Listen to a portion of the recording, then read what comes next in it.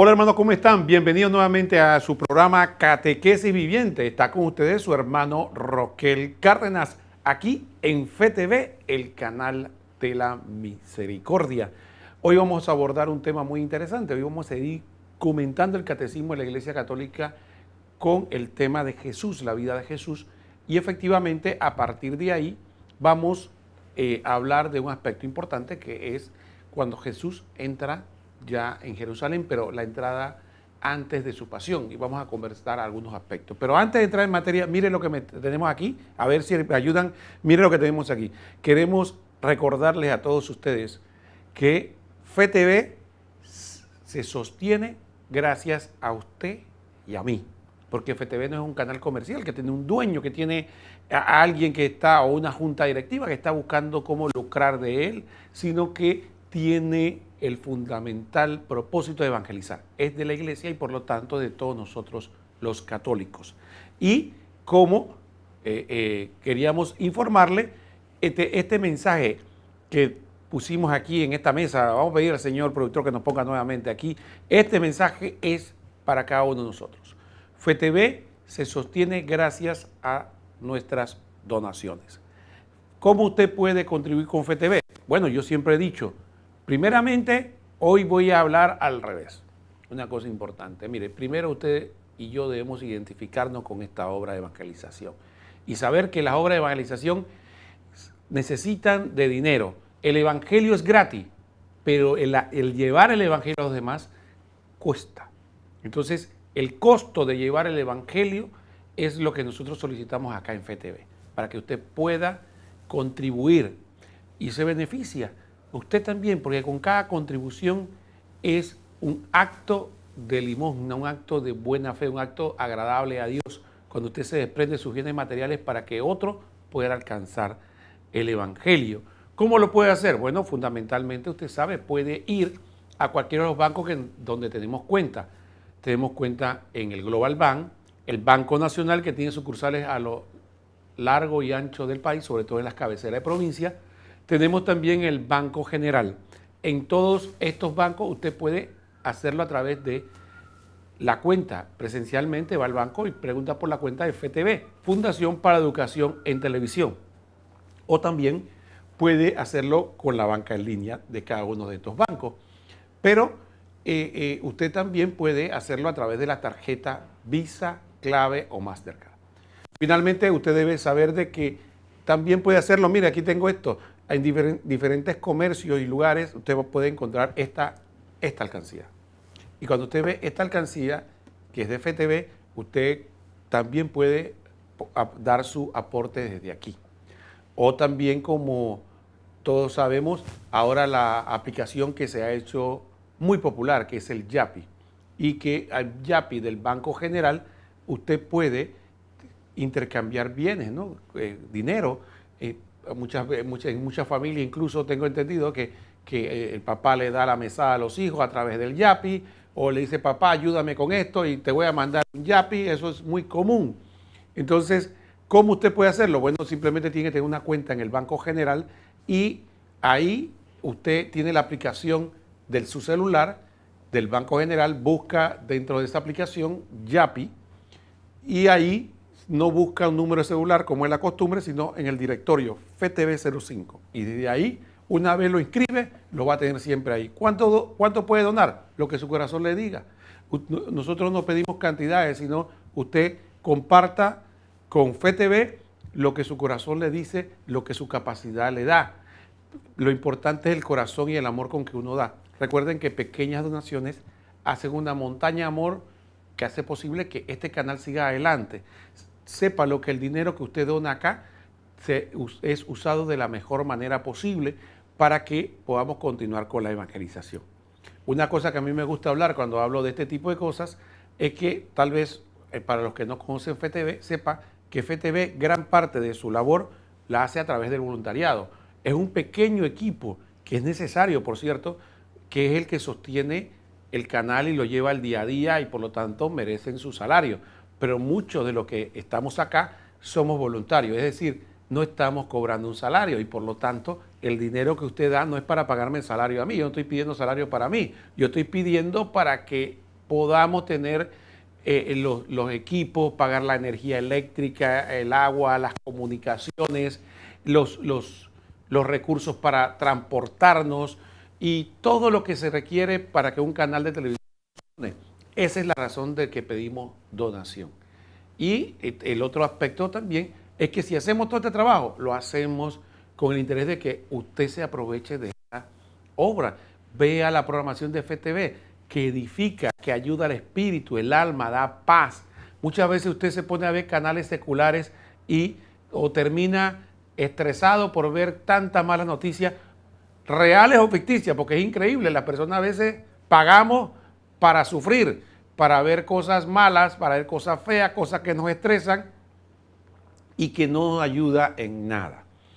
Y también otro aspecto también es siempre FTV, a lo largo de su programación, tiene momentos de oración. Siempre en esos momentos de oración que usted tenga a nivel personal o en FTV o a nivel comunitario, recuerde pedir por la iglesia, por nuestros pastores, por las obras de la iglesia, para que sea posible que el Señor bendiga y el que lo hace todo en todos, nos permita a nosotros seguir adelante con esta obra. Recuerde que esto es una batalla, son la batalla por las almas, sacar a tantas almas que se encuentran sometidas en este momento o tomadas por la oscuridad. Y tenemos que llevarle la luz de Cristo, que es el único bien verdadero y perecedero que tenemos nosotros aquí en esta tierra, nuestra unión con Cristo. Y eso es lo que FTV quiere transmitir. Por eso es importante que como familia nos ayudemos para que siga adelante este gran canal que lleva a Jesucristo a tantos hogares de Panamá. Simplemente FTV está tocando a su puerta y el que le abre definitivamente va a permitir que la luz del Evangelio le toque. Dicho esto, vamos a entrar propiamente en materia, vamos a hablar del catecismo de la Iglesia Católica.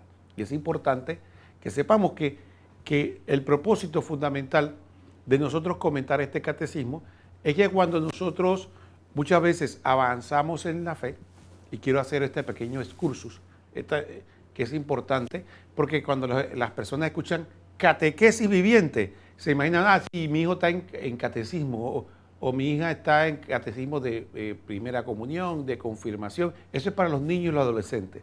No, el catecismo es para todas las edades. De hecho, usted ve que el Papa tiene periódicamente catequesis para formación de adultos, incluso formación hasta hay catequesis para sacerdotes, para obispos, para todos. De hecho, el Papa también recibe catequesis. Es que todos lo debemos recibir porque no lo sabemos todos. Y tenemos que ir poco a poco aprendiendo sobre el misterio de Cristo. En la iglesia nadie puede decir que se la sabe toda. Todos somos alumnos, somos discípulos y estamos por aprender.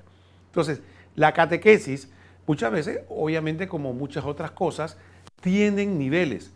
Y entonces, efectivamente, a veces ocurre con personas que tienen un gran nivel intelectual en otros aspectos de la vida, profesionalmente, culturalmente, pero se quedó con la catequesis de confirmación e incluso a veces con la catequesis de primera comunión. Nunca fue más a la iglesia. Y entonces tiene conocimiento de este nivel en todas las cosas, pero lo que sabe de la iglesia es lo que le enseñaron en primera comunión. Imagínense semejante desbalance. Entonces este programa tiene el propósito de ayudar, contribuir de alguna manera a nivelarnos, para que los adultos o las personas jóvenes que estén interesadas en ya profundizar un poco más en la fe, conociendo ya el catecismo mayor, entonces podamos crecer, porque no podemos amar lo que no conocemos.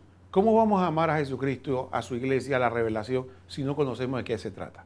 Entonces, este es el propósito fundamental de Catequesis Viviente y en el segmento que a mí me toca, comentando el catecismo de la Iglesia Católica. Entonces vamos a hablar ahora de ese aspecto que teníamos reservado, que estamos dentro de la vida de Jesucristo, pero estamos comentando sección por sección. Hemos estado hablando desde el bautismo, desde la predicación, la huida a Egipto, la vida pública. Hemos hablado de muchos aspectos. Ahora vamos a entrar en este aspecto de la entrada en Jerusalén.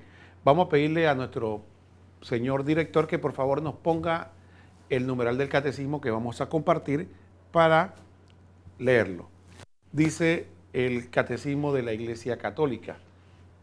571, artículo 4, dice: Jesucristo padeció bajo el poder de Poncio Pilato, fue crucificado, muerto y sepultado. El misterio de la cruz, y esto es importante, el misterio pascual de la cruz y de la resurrección de Cristo está en el centro de la buena nueva que los apóstoles y la iglesia a continuación de ellos deben anunciar al mundo. El designio de salvación de Dios se ha cumplido de una vez por todas, Hebreos 9:26, por la muerte redentora de su Hijo Jesucristo. Entonces, aquí quisiéramos detenernos un momento en este aspecto que tenemos que hablar, el misterio pascual. El misterio pascual. ¿Por qué misterio pascual? ¿Por qué hablamos de un misterio pascual? Bueno, la palabra misterio significa, en este caso, no lo que muchas veces nosotros en lenguaje común manifestamos. La gente dice, es un misterio, como que fuera algo que no se ha puesto a resolver o no se puede entender o que está oculto a nuestra vista. Decimos, es un misterio. Sin embargo, en este caso, la palabra misterio viene a designar de alguna manera la manifestación o la acción salvífica de Dios. Entonces, que efectivamente tiene una connotación misteriosa, pero tiene más que todo un accionar en el tiempo. Dios viene a salvar a su pueblo, viene a salvarnos a nosotros como individuo. Y esto es importante. Entonces nos salva como comunidad y nos salva como individuo. ¿De qué nos salva? Bueno, de la lacra más grande que nosotros tenemos que enfrentar, que es el pecado, que es básica y fundamentalmente una rebeldía contra Dios. Entonces, el misterio pascual. ¿Por qué pascual? Bueno, la palabra Pascua tiene una connotación que tiene resonancia del Antiguo Testamento. Recuerden que cuando el pueblo estuvo 400 años de esclavitud en Egipto, entonces envió Dios a Moisés a liberar a su pueblo de una esclavitud. Y ahí empezamos a hablar de la Pascua. Pero estamos lamentablemente en televisión y se nos acabó el tiempo. Así que vamos a hacer la pausa y después continuamos hablando de este concepto interesante que es la Pascua, para que empecemos a ir desligando todos estos aspectos del misterio de la Pascua, después de la cruz, de la redención, para que nosotros podamos entrar en sintonía con lo que nos está enseñando la Iglesia sobre este misterio que dice el Catecismo que es central de nuestra fe.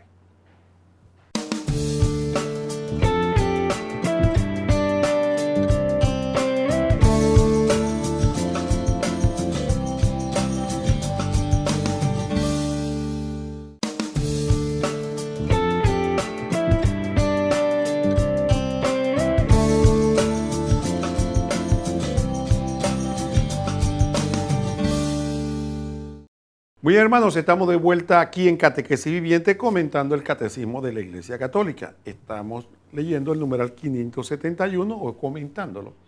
Y estábamos conversando en el segmento anterior acerca del tema de misterio y del accionar de Dios dentro de nosotros, del pueblo, para liberarnos de la lacra más grande que tenemos nosotros, que es el pecado. Que no es otra cosa que una rebeldía que tenemos nosotros contra nuestro Creador.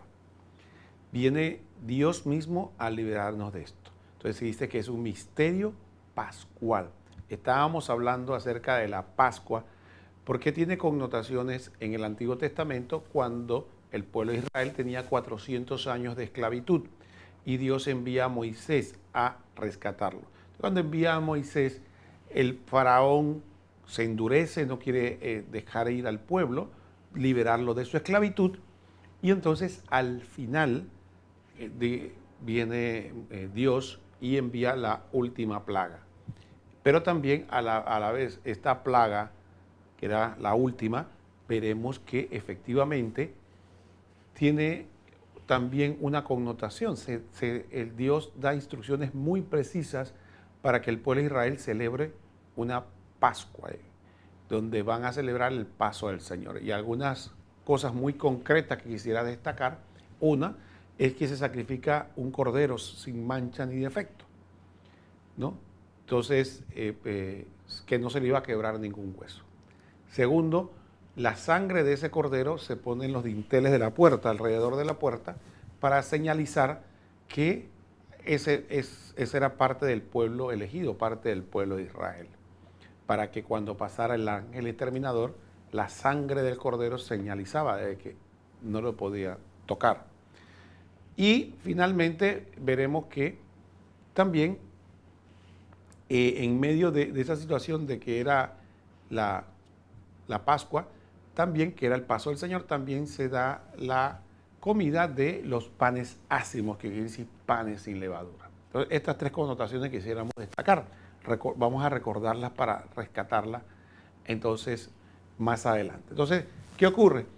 Que efectivamente se da a partir de ahí esa celebración que van a tener de continuo anualmente, donde van a celebrar, donde Dios con mano poderosa y brazo extendido libera al pueblo de la esclavitud de Egipto. Y ahí el faraón pasa a ser el símbolo, Egipto pasa a ser el habitar en esclavitud. Y el faraón pasa a ser el símbolo de aquel que tenía sometido al pueblo de Dios en la esclavitud. Entonces, en la nueva alianza, Jesucristo viene también a establecer un nuevo pacto y se va a dar una Pascua. Sí, se va a dar una liberación, pero ya no una liberación de una esclavitud física, sino una esclavitud espiritual. Y el sometimiento que tenía era ya el faraón, quien es el demonio, que es aquel que tenía sometido al hombre al pecado y al miedo a la muerte. Y entonces también se da efectivamente esta liberación a través de un sacrificio de un cordero. ¿Y quién es el cordero? Jesucristo. Recordemos que decían, he ahí el Cordero de Dios, dice Juan Bautista, que quita el pecado del mundo. Se da la cena de Pascua con los panes ácimos que vienen, que Jesucristo establece a partir de ahí que esos panes ácimos son su cuerpo, y el vino, que también es parte de la cena de Pascua, ahora en adelante va a ser su sangre, y que a través de ella vamos a tener el sacrificio redentor, liberador del pecado y de la muerte, del faraón, que en este caso es Satanás, liberarnos del mundo, de la esclavitud, del pecado, de la oscuridad, y que el sacrificio en la cruz lo vamos a tener permanentemente de manera incruenta a través de la Santa Misa. Jesucristo, verdadero Cordero. Después se hace esa connotación de esa Pascua, el paso del Señor que viene a liberarnos, pero ya no a liberarnos a través de la sangre de un cordero, sino la sangre de su propio Hijo, que es Dios hecho hombre. A partir de ahí, ¿cómo Jesucristo paga por nuestros pecados? Bueno, de manera culminante a través del sacrificio de la cruz, que es el medio que Jesucristo decide para que nosotros podamos reconciliarnos nuevamente con Dios y con los hombres. Por eso alguna interpretación que hacen sobre la cruz de el vertical es reconciliación con Dios y el horizontal reconciliación entre nosotros los hermanos. Ahí vemos misterio en la acción de Dios, la Pascua, que venía de las connotaciones de la Pascua del Antiguo Testamento, y efectivamente también tenemos acá el aspecto interesante de la cruz y también la misa que viene a ser la inmolación de Cristo en nuestra Pascua. Cristo en nuestra Pascua fue inmolado. Entonces la cena de Pascua que celebraba el pueblo de Israel anualmente, nosotros la celebramos ahora semanalmente. ¿Por qué? Porque celebramos ya, le celebramos el triunfo de Cristo sobre la muerte, que es la culminación de este misterio pascual, pero no me quiero adelantar porque queremos hablar paso a paso de cada cosa, pero el domingo para que hablar de ese concepto del triunfo de Jesucristo sobre la muerte y el pecado. Entonces ahí vemos de algunas de las connotaciones, y todo esto que estamos hablando es el centro de nuestra fe, porque nuestra fe, recuerde que está fundamentada en el misterio pascual, que es la pasión, muerte y resurrección de Cristo, que celebramos una vez al año, pero que vivimos semanalmente o incluso con mayor frecuencia los que tienen la gracia de poder asistir a la Santa Misa con frecuencia. Entonces, dicho esto, es importante para que veamos esta predicación y la concepción de esta predicación, que es una liberación espiritual. Muchas veces nosotros cuando hablamos de todas estas cosas pareciera vana palabrería porque obviamente tiene que ser interpretada y vivida espiritualmente. Tiene que haber una entrega, tiene que haber oración, tiene que haber fe para que yo pueda apropiarme de este misterio. Si no, simplemente parecieran palabras anecdóticas de cosas que pasaron en el Antiguo Testamento, el Nuevo Testamento, y una serie de simbolismos que a veces las personas dicen no le veo sentido. Sí, porque es una realidad espiritual que tiene materialidad para que nosotros que somos materiales podamos percibirlo y verlo. Pero el fruto verdadero es a través de una comunión. Por eso Jesucristo decía, vendrá el día en que los verdaderos adoradores ya no adorarán a Dios ni aquí ni en Jerusalén, sino que lo adorarán en espíritu y en verdad. Entonces, en espíritu, porque materialmente con el don que Dios nos da a través del alma en comunión unida al Espíritu Santo, podemos hacerlo de manera inmaterial, pero también de verdad, es decir, con todo el corazón, con toda nuestra fuerza de voluntad y de razón que podamos tener. Entonces, estas son las concepciones, también lo hablo porque a veces en conversaciones con algunas personas se quedan un poco en lo abstracto, ¿no? Como que es no se trata tanto de tratar de entender, sino tratar de vivirlo en espíritu y en verdad.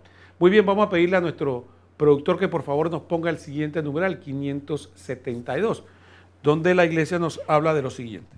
Dice el numeral del catecismo: la iglesia permanece fiel a la interpretación de toda la escritura dada por Jesús mismo, tanto antes como después de su Pascua. Lucas 24, 27, 44, 45. ¿No era necesario que el Cristo padeciera eso y entrara así en su gloria? Lucas 24, 26. Los padecimientos de Jesús han tomado una forma histórica concreta por el hecho de haber sido reprobado por los ancianos, los sumos sacerdotes y los escribas, que lo entregaron a los gentiles para burlarse de él, azotarlo y crucificarlo. Entonces, aquí hay una cosa importante. Los padecimientos de Cristo tienen una connotación histórica, es decir, se dio en el tiempo. Podemos tener no solo de los testigos históricos, sino las referencias al acontecimiento en sí y todo lo que lo rodearon, y tiene veracidad histórica. Pero aquí viene un aspecto muy importante que tenemos que hablar desde el punto de vista de nuestra espiritualidad. Aprendamos de que con lo que ocurrió con Cristo, la materialidad de nuestros actos no solo son esa materialidad. Es decir, Jesucristo, a través de ese acto unido a Dios, hizo realidad nuestra redención. Si Jesucristo, en teoría, no hubiera hecho eso en unión con Dios, hubiera sido un sufrimiento vacío, un sufrimiento sin sentido. Lo que hace grande eso es lo que el mismo Cristo manifiesta. Yo no vine aquí a hacer mi voluntad, yo vine a hacer la voluntad del Padre. Entonces, esos padecimientos de Cristo, todo ese acontecimiento que el Padre decide que se dé de esta manera y que Él asume, a pesar de que en algún momento en Getsemaní dijo que no se haga mi voluntad sino la tuya, porque Él quería apartar de Él ese cáliz.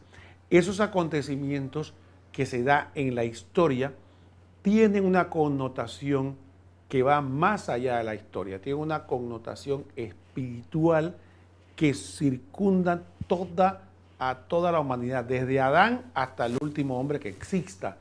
No solo nosotros, sino hasta el último hombre que Dios decida crear y que por lo tanto exista. Entonces, sí, la connotación y la unión de la materialidad histórica no se contriña a eso, sino que tiene como si fuera una bomba espiritual, que imagínense cuando ve usted una bomba que explota y que tiene una onda de expansión.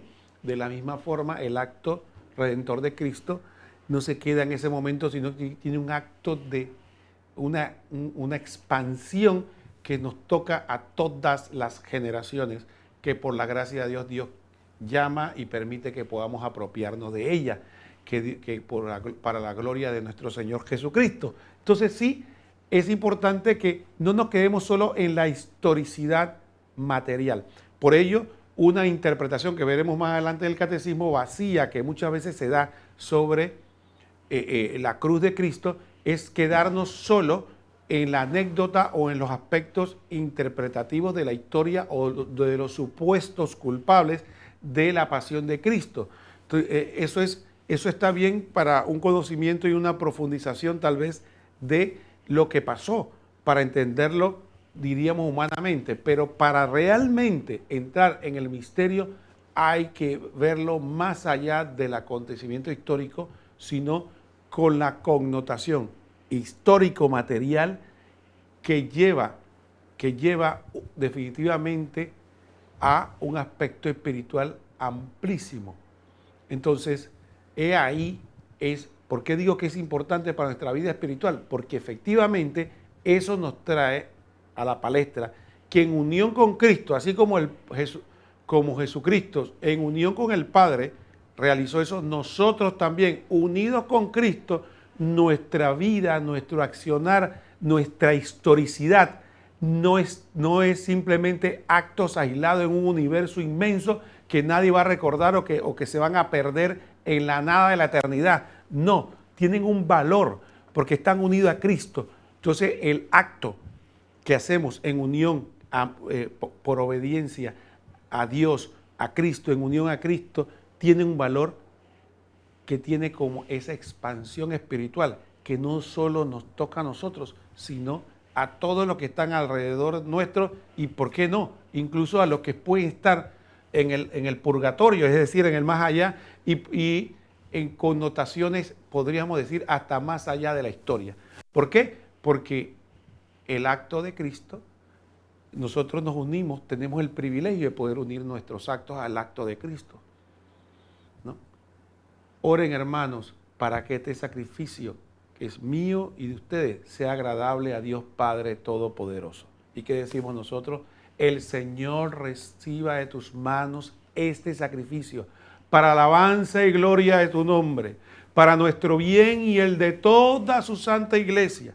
Y la iglesia no es solo la iglesia terrena, la iglesia es la iglesia triunfante, la iglesia purgante y la iglesia efectivamente aquí peregrina. Entonces sí, esa connotación del acto material de Cristo nos enseña a nosotros, no solo que nosotros tenemos esa posibilidad de unirnos a ese acto y ser medios para la salvación de los demás. Vamos a hacer el siguiente cambio y después continuamos con este interesante tema, donde vamos a ver después, al inicio veremos un reportaje interesante de nuestro obispo José Ignacio Munilla. Y digo nuestro no porque nuestro obispo es Monseñor Ulloa, me refiero a nuestro como un obispo de la iglesia, ¿no? Así que quédese con nosotros, no se vaya.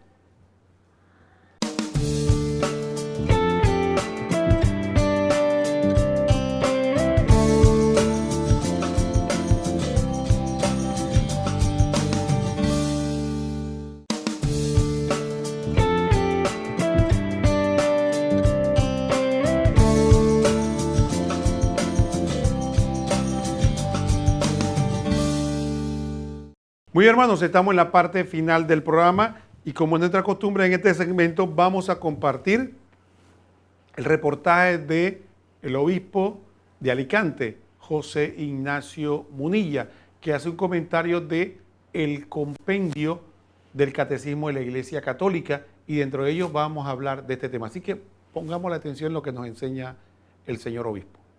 Número 112 del compendio del Catecismo.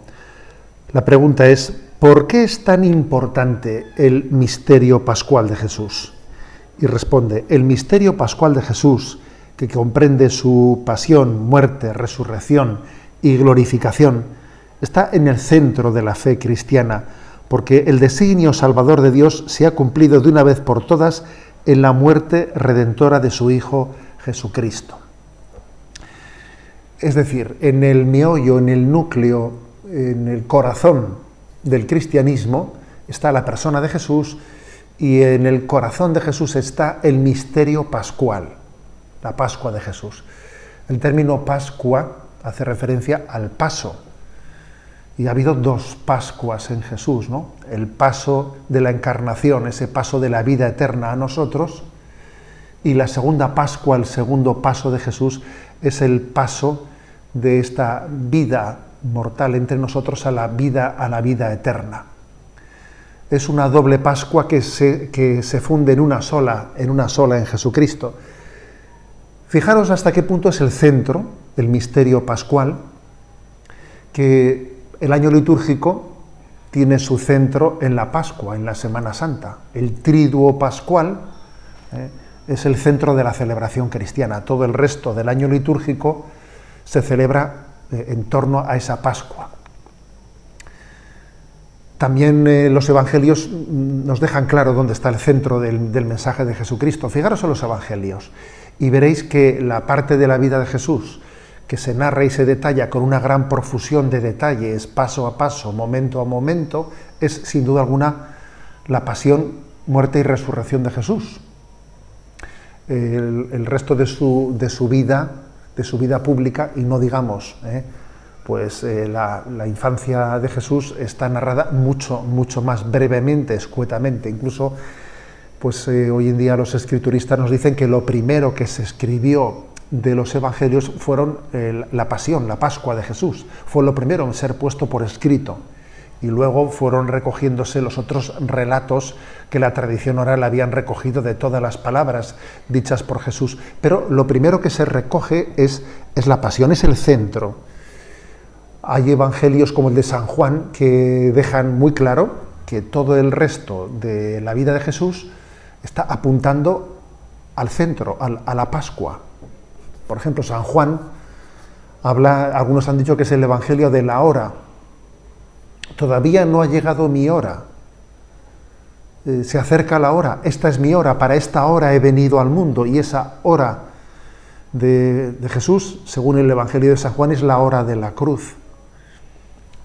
Todo el resto del evangelio estaba confluyendo, estaba apuntando a esa hora, la hora definitiva. En esa hora definitiva Jesús pronuncia un sí al Padre que había sido preparado a lo largo de toda su vida. Pero es verdad que en el momento final, el momento de la Pascua, pasión, muerte y resurrección y glorificación de Jesucristo, tiene una densidad especial, ¿no? Jesús es Salvador, lo dijimos en otro punto del compendio. Jesús es Salvador en todos los momentos de su vida, pero su salvación se concentra de una manera especial en su Pascua. Y luego, de hecho, posteriormente, ¿no?, a la Pascua de Jesús, los discípulos entendieron que todo se cumplía, todo alcanzaba su sentido desde la Pascua. Por ejemplo, recordad ese lenguaje de los discípulos de Emaús, ¿no? No era necesario que Cristo padeciese eso y entrase en su gloria. Entendieron ellos, ¿no?, a la luz de la Pascua, que todo había sido necesario para que finalmente, después de la pasión de Jesús, se cumpliese la promesa de la gloria. Por lo tanto, el centro del cristianismo es el misterio pascual, y dice este punto 112 que estamos comentando, que es la muerte redentora de su Hijo. Tendremos ocasión de profundizar en qué significa este misterio de la muerte redentora, pero podíamos en este momento, de una manera muy escueta, decir que Jesús, asumiendo la muerte, la redime la muerte. Él se introduce en la muerte, y como dice el himno litúrgico, no era posible que la muerte retuviese en su seno al autor de la vida. Cual caballo de Troya, que se introduce detrás de la muralla, introduciendo dentro, ¿no?, de ese caballo de Troya, quien venciese a los que defendían aquella ciudad, pues siguiendo ese ejemplo, Jesús se introduce en la muerte para vencer la muerte desde dentro por la resurrección. Ese es el misterio redentor. No era posible que la muerte retuviese en su seno al autor de la vida. Muy bien, hermanos, estamos de vuelta después del reportaje interesantísimo de José Ignacio Munilla, Monseñor José Ignacio Munilla, donde nos habla del comentario del compendio del Catecismo de la Iglesia Católica, que tiene la connotación de lo que hemos estado hablando. Ahora vamos a continuar con el comentario del Catecismo y vamos a pedirle a nuestro señor director que nos ponga el último numeral que vamos a comentar el día de hoy. 573 dice así: por lo tanto, la fe puede escrutar las circunstancias de la muerte de Jesús, que han sido transmitidas fielmente por los evangelios e iluminadas por otras fuentes históricas, a fin de comprender mejor el sentido de la redención. Muy bien, aquí este aspecto, volvemos a lo que estuvimos hablando hace poco, acerca de la historicidad de la redención. Y es muy importante que veamos nosotros esa asociación, es decir, el acontecimiento material histórico de la vida de Cristo, sobre todo en este aspecto, este segmento en el que estamos conversando, que es la redención que se realiza en el misterio que nosotros vivimos nuevamente en la Semana Santa, con el triduo que llamamos Pascual, la pasión, muerte y resurrección de Cristo. Fíjense lo interesante, dice el Catecismo que comprendiendo los aspectos de la historicidad del acontecimiento material, las circunstancias y todo lo que rodeó este acto de redención de Cristo o este acto de salvación, nos permite entonces tener mejor sentido, comprender mejor el sentido de la redención. Y esto es fundamental. Fíjense que la palabra, cuando Jesucristo, cada diálogo, cada acto, cada situación, no solo tiene un acto, es un acto salvífico, también es un acto de enseñanza para nosotros. De hecho, durante siglos se ha predicado de cada palabra, se ha reflexionado de cada acto, de cada gesto de Cristo en ese momento culminante de su vida terrena. Pero lo que queríamos nosotros destacar, que es lo que estábamos nosotros tratando de transmitir, y le pedimos al Espíritu Santo que nos ayude para poder hacerlo lo más claro posible, es que lo importante para nosotros es que para nosotros asociarnos a la vida de Cristo. Fíjese lo interesante, San Pablo llegó a decir una frase que para algunos puede parecer hasta atrevida y que muchas veces no la porque, bueno, está en la Biblia, pero dice San Pablo, que él decide o él hace o él completa los sufrimientos o los padecimientos de Cristo en la cruz con los sufrimientos que él tiene por la iglesia, por su obra. Entonces hay una asociación nuestra. También San Pablo dice en la carta a los romanos que nuestro culto espiritual es aquel que nosotros nos ofrecemos como víctimas, otros traducen como hostia, viva, agradable a Dios.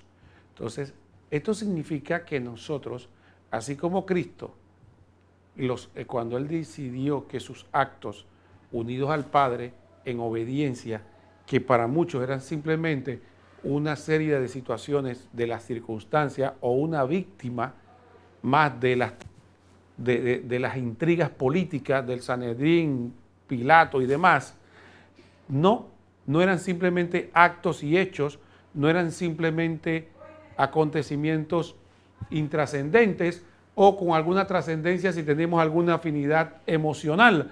No, se tratan de acontecimientos con un valor salvífico. Y Dios nos da a nosotros, a usted y a mí, la oportunidad también que nuestros actos, que puede parecer intrascendente, esta historicidad que estamos viviendo, el ya, el ahora, no el momento pasado que ya se fue o el futuro que no ha llegado, sino el ahora, nosotros podemos unirnos a Cristo y que esos actos tengan valor salvífico. ¿Sí? Tienen valor salvífico. Fíjense usted que, por ejemplo, cuando reflexionamos sobre estos acontecimientos que se dan en la vida de Cristo, Jesucristo, por ejemplo, en la misa, que la primera misa que Él celebra, Él dice claramente que el cuerpo y la sangre que Él está ofreciendo es su mismo cuerpo y su sangre, pero dice que será entregada por ustedes en el acto material de la muerte sangrienta o la pasión que tuvo que sufrir Cristo. Entonces nosotros, ahora, Dios nos da el privilegio que sea al revés.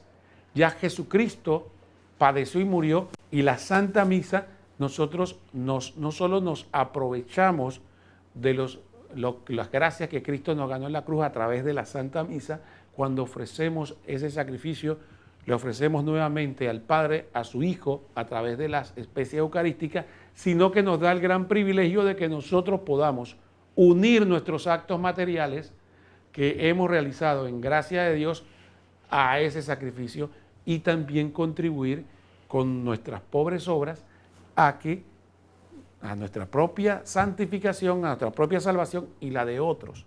Entonces, es ese link de la historicidad, del trabajo, de la circunstancia, pero obviamente no vacía, sino unida a Cristo, no viviendo como hoja llevada por el viento, sino en unión con Dios, no viviendo como aquel que no sabe qué está viviendo ni por qué pasan las cosas, sino en la confianza de que está en las manos de Dios. Imagínense a Cristo en medio de esa pasión, nunca dudó que estaba en las manos de Dios. Podía parecer para los demás que estaba abandonado, golpeado, humillado, olvidado por Dios, pero él sabía que él estaba en la voluntad de Dios, estaba en la providencia divina y estaba unido totalmente con Dios. Entonces nosotros no podemos vivir nuestra vida como si se tratara de circunstancias como que el azar es mi Dios, o que las cosas ocurren porque sí, y yo, bueno, a ver cómo sorteo estas cosas y cómo vivo en medio de las circunstancias que simple y llanamente me llegan y que yo no tengo cómo prever. Hay personas que viven de esa manera, incluso cristianos, incluso católicos, no viven bajo el señorío de Dios, no viven bajo el señorío de la confianza en la providencia divina. Y entonces, por lo tanto, no podemos unirnos a la espiritualidad de Cristo que se entregó a las manos del Padre. Entonces nosotros, nuestra vida, nuestro acontecer, nuestro diario vivir, nuestro acontecer está en las manos de Dios. Y tenemos que nosotros, igual que Cristo, aprender a ofrecerle cada situación, cada acto, cada esfuerzo, cada circunstancia como algo que Dios me permite a mí unirnos a Él y ofrecérselo. ¿En qué? En la obediencia de lo que Él quiera que yo haga y en lo que yo quiere que yo acepte. Entonces, sí, ahí vemos cómo nuestro vivir, nuestro accionar, nuestro acontecimiento tiene un valor importante unido a Cristo. Tenemos una oportunidad fundamental. No desperdiciemos esta oportunidad y muchas veces no vayamos a la Santa Misa con las manos vacías. ¿Por qué? Porque vivimos nuestra vida lejos de Dios y vivimos la circunstancia histórica no como Cristo, unido al Padre, sino separado de Él. Ha sido un verdadero privilegio haber podido compartir con ustedes este programa de Catequesis Viviente, comentando el Catecismo de la Iglesia Católica. No se vaya, quédese aquí en FTV con nuestra buena y selecta programación. En cuanto a nosotros, si Dios lo permite, nos vemos la próxima semana continuando con este tema. Estamos en medio de la pasión comentando el Catecismo de la Iglesia Católica. Que el Señor los bendiga a todos. Hasta pronto.